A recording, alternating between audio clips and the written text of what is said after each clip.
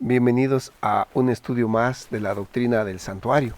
Hoy estudiaremos el capítulo número 24, al cual hemos puesto por nombre la fiesta de la Pascua en la historia del pueblo de Dios.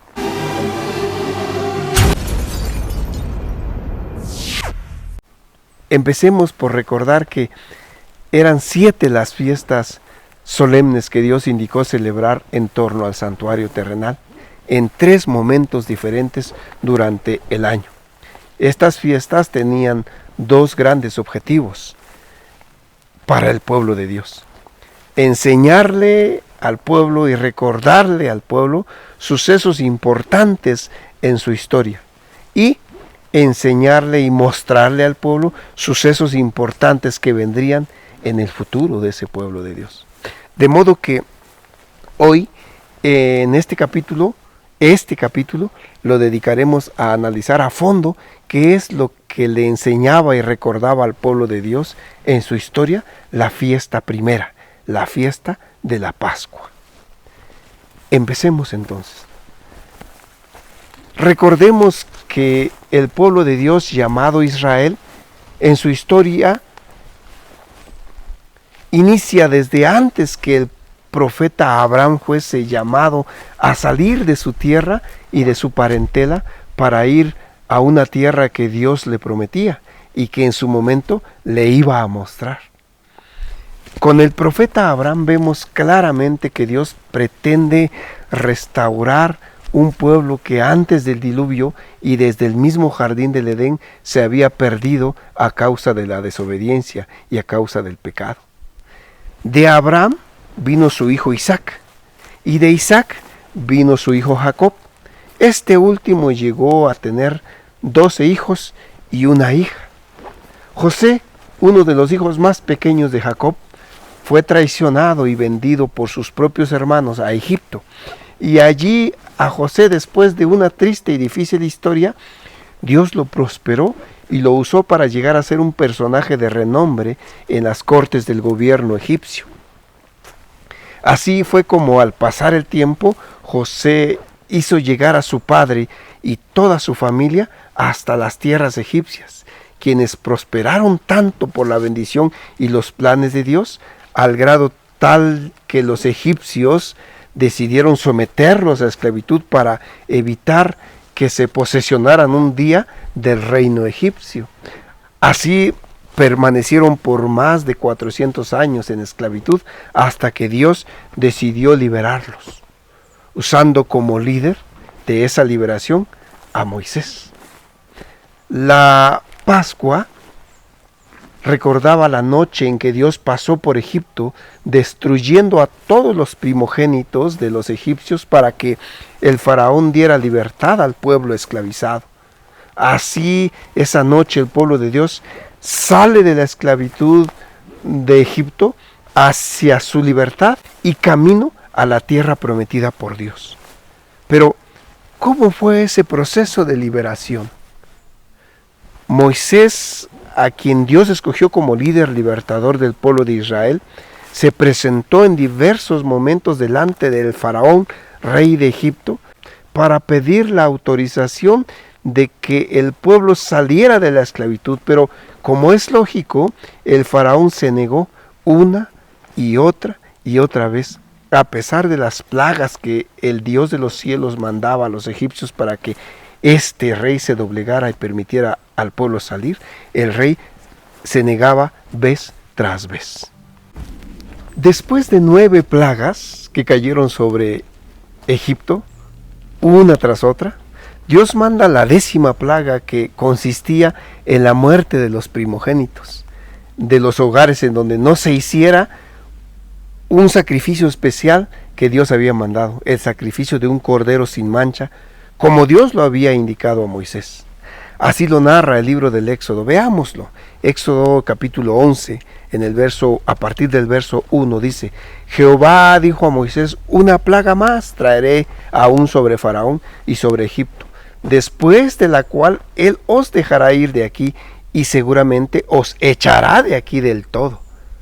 Verso 4, dijo pues Moisés: Jehová ha dicho así: a la medianoche yo saldré por en medio de Egipto, y morirá todo primogénito en tierra de Egipto, desde el primogénito de Faraón que se sienta en su trono, hasta el primogénito de la sierva que está tras el molino, y todo el primogénito de las bestias. Y habrá gran clamor por toda la tierra de Egipto, cual nunca hubo ni jamás habrá.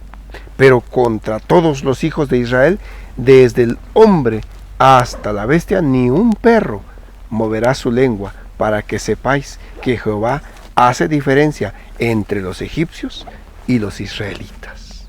Capítulo 11 de Éxodo. Así sucede en Egipto, pero el pueblo de Dios recibió indicaciones precisas acerca de cómo debían prepararse, tanto para evitar la plaga como para la salida de Egipto. Y más adelante lo veremos directamente de la Biblia. Es así como Dios establece la fiesta de la Pascua como pacto perpetuo para recordar ese evento, cuando el pueblo de Israel salió de la esclavitud y obtuvo su liberación. Pero la Pascua señalaba también el futuro del pueblo de Dios, porque tendría que venir un cordero para liberar nuevamente a su pueblo, pero ahora de la esclavitud del pecado. Y también tendría que ser sacrificado, porque era necesaria la sangre del sacrificio para obtener la libertad de la esclavitud del pecado. En el Nuevo Testamento, en la Biblia, el apóstol Pablo dice que no hay justo ni aun uno en esta tierra. Y dice también que sin sangre no hay remisión de pecado. Así que era necesario que muriera un cordero para que el pueblo tuviera perdón, para que el pueblo pudiera ser libre de la esclavitud del pecado. Pero veamos cómo Dios estableció esa primera Pascua que se celebró en Egipto. Los egipcios tenían un calendario que se regía por el sol y por el solsticio de invierno. Así empezaba su calendario en diciembre, similar al calendario nuestro ahora como calendario solar. Pero Dios indicó al pueblo de Israel que ellos debían empezar a contar su calendario desde el mes de Nisan, Abib, en adelante. Era entonces la primavera, y desde ese momento debían empezar a contar el primer mes del año. Debían contar los meses basados en un calendario lunar. Cuando veían la luna nueva, comenzaban a contar el mes. Con solo ver la luna ya sabían cuándo comenzaba el mes. Esta es la indicación que Dios le dio al pueblo de Israel. Dice la Biblia: habló Jehová a Moisés y a Aarón en la tierra de Egipto, diciendo: este mes os será principio de los meses para vosotros. Será este el primero en los meses del año. Éxodo 12, 1 y 2. La palabra Pascua en hebreo se dice pasche, y quiere decir pasar por alto o saltar. En la misma historia de la Pascua de Israel, la Biblia menciona el hisopo. Este es como una esponja derivada de una planta. Y Dios indicó que con el hisopo debían salpicar la sangre de un cordero y se debía colocar en las puertas, en el dintel y los dos postes, como haciendo la señal de la cruz en el dintel y en los postes. Eso prefiguraba ya la muerte del Señor Jesús también. Esa noche debía pasar el ángel que daría la muerte a los primogénitos, pero en las casas en las que se encontrara la sangre, el ángel destructor pasaría por alto esa casa. Si así lo hacían, ningún israelita iba a morir. Por lo tanto, los dinteles y los postes de las puertas debían estar marcadas con la señal de la sangre del cordero. Esa fue la primera Pascua, y esa primera Pascua fue algo muy especial para el pueblo de Israel. Nunca más iba a haber una Pascua como esa, y nunca se debían de olvidar de esa primera Pascua. Y de allí en adelante era un recordativo de lo que había pasado en la historia del pueblo de Dios. Solamente iba a ser superada esa primera Pascua por una más grande y más sublime, que fue cuando el Hijo de Dios, el Señor Jesucristo, murió en el mismo día en que se celebraba la fiesta de la Pascua judía. Esta fue la única vez que se superó este evento y fue un evento más grande que el primero que se celebró en Egipto. Pero veamos cómo fue la celebración de esta primera fiesta de la Pascua. Dios indicó diciendo: hablad a toda la congregación de Israel diciendo: en el día 10 de este mes, tómese cada uno un cordero según las familias de los padres, un cordero por familia. Mas si la familia fuere tan pequeña que no baste para comer el cordero, entonces él y su vecino inmediato a su casa tomará uno según el número de las personas conforme al comer de cada hombre. Haréis la cuenta sobre el cordero. El animal será sin defecto, macho de 1 año, lo tomaréis de las ovejas o de las cabras. Aquí claramente está diciendo Dios que el día 10 de este primer mes del año, el mes de Nisan Abib, el día 10 se apartaba el cordero. Solo se escogía bien y se apartaba. Y hasta el día 14 era cuando se sacrificaba. Vamos a verlo en el siguiente versículo. Dice: y lo guardaréis hasta el día 14 de este mes, y lo inmolará toda la congregación del pueblo de Israel entre las 2 tardes. El día 14 de Nisán se mataba al cordero. Entre las 2 tardes, dice la Biblia. Veamos qué quiere decir cuando dice entre las 2 tardes. Esta manera de ver las horas del día no es un invento forzado como alguno pudiera pensar. Es más bien algo natural, algo típico de cuando se usaba el reloj solar. Desde tiempos antiguos era común realizar ciertas tareas a media mañana, o sea, a la hora tercera o a las 9 de la mañana. Al mediodía, a la hora sexta o 12 de la mañana. Y a la media tarde, que era la hora nona, o 3 de la tarde. Eran formas comunes de medir y mencionar los tiempos en la antigüedad. Podemos ver en la imagen gráfica que colocamos aquí para tener una mejor idea de cómo se utilizaba el conteo del tiempo durante un día. Veámoslo.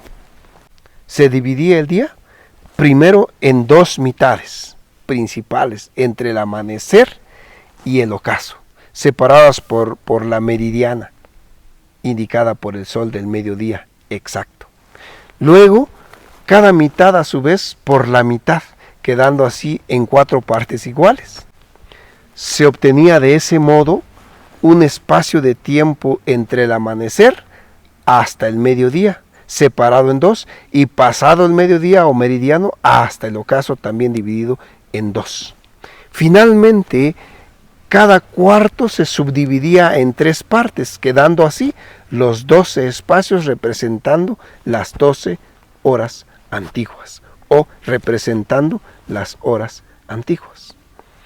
Curiosamente, los evangelios de Mateo y Lucas mencionan que Jesús, quien representaba al Cordero Pascual, murió a la hora nona o a la hora novena.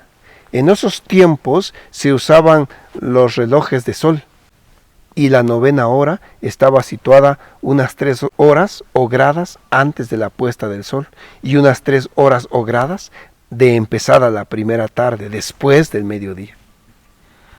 Es decir, justo al medio de la tarde. Con ello, los evangelistas estaban equiparando en su relato, sea que lo supieran o no, la muerte de Jesús con la muerte del Cordero Pascual.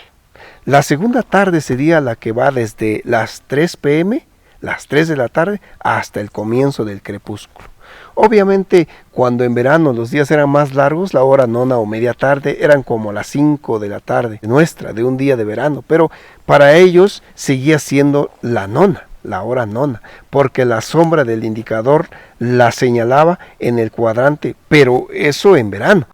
Recordemos que las primeras 3 fiestas se desarrollan en la primavera, por lo tanto el momento en que debía sacrificarse al Cordero Pascual era a lo que ahora es las 3 de la tarde, o sea, a las 3 p.m. sacrificaban al animal y ya lo comían entrando la noche.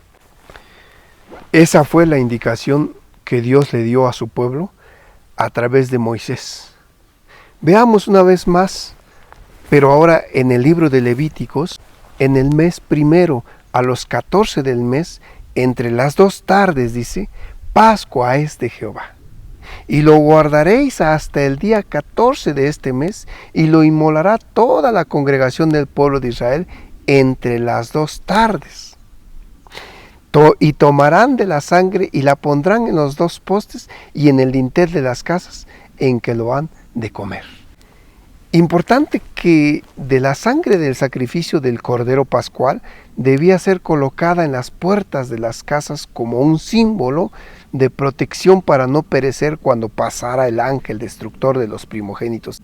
Y es así como se pasaba por alto el lugar donde estaba la señal de la salvación, la sangre del Cordero.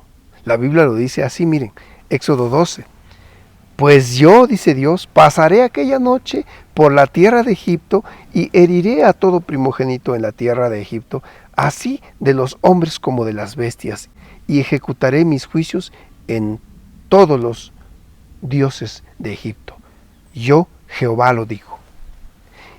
Y la sangre os será por señal en las casas donde vosotros estéis, y veré yo la sangre y pasaré de vosotros por alto, y no habrá en vosotros plaga de mortandad cuando hiera la tierra de Egipto, dijo Dios. Además, el 14 de Nisán en la noche se comía el cordero con hierbas amargas y listos para partir. La Biblia señala que el pueblo comió la primera Pascua con el bordón en la mano, ceñidos sus cinturas y las sandalias puestas en los pies, porque al pasar esa noche saldrían de Egipto rápidamente. La Biblia lo explica así, dice, y aquella noche comerán la carne asada al fuego y comerán panes sin levadura, con hierbas amargas lo comerán, ninguna cosa comeréis de él cruda, ni cocida en agua, sino asada al fuego, su cabeza con sus pies y sus entrañas. Ninguna cosa dejaréis de él hasta la mañana, y lo que quedare hasta la mañana lo quemaréis en el fuego.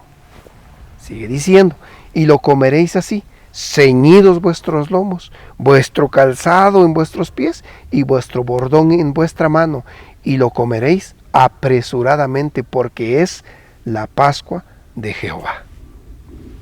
Así era como el pueblo de Dios celebró la primera fiesta, y desde entonces, cada año el pueblo de Dios, en memoria de esa maravillosa salida de Egipto hacia la libertad, celebraban la fiesta de la Pascua.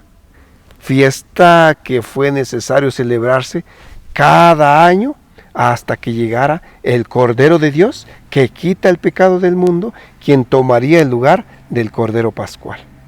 La historia de Éxodo 12 narra que ese Cordero Pascual fue la víctima, la Pascua de Adonai, quien pasó por encima de las casas de los hijos de Israel en Egipto, cuando hirió a los egipcios y libró las casas en donde se había colocado la sangre del Cordero. Recordemos muy bien estos 3 datos. Es importante que no nos olvidemos de estos 3 datos que vamos a mencionar a continuación, porque esto nos dará una lección, un mensaje importante que debemos conocer para entender mejor cuál es el camino de vuelta a casa. Dato número 1. El 10 de Nisán, primer mes judío, se apartaba el Cordero. Dato número 2. El 14 de Nisán, entre las 2 tardes, o sea, a las 3 p.m., se sacrificaba al Cordero. Y dato número 3, en la noche se comía con hierbas amargas. No debemos olvidarnos de estos datos, porque es maravilloso ver cómo Jesús cumple esta fiesta en tiempo y forma, y tal cual lo había mandado Dios a Moisés. Pero de esto hablaremos en el siguiente capítulo. Si te gustó este capítulo, te invito a que nos regales un like. No olvides suscribirte y recuerda que al compartir estos temas, estás tú ayudando a que llegue a más hijos de Dios estos estudios, y así muchos podamos conocer el camino de vuelta a casa. Dios te bendiga.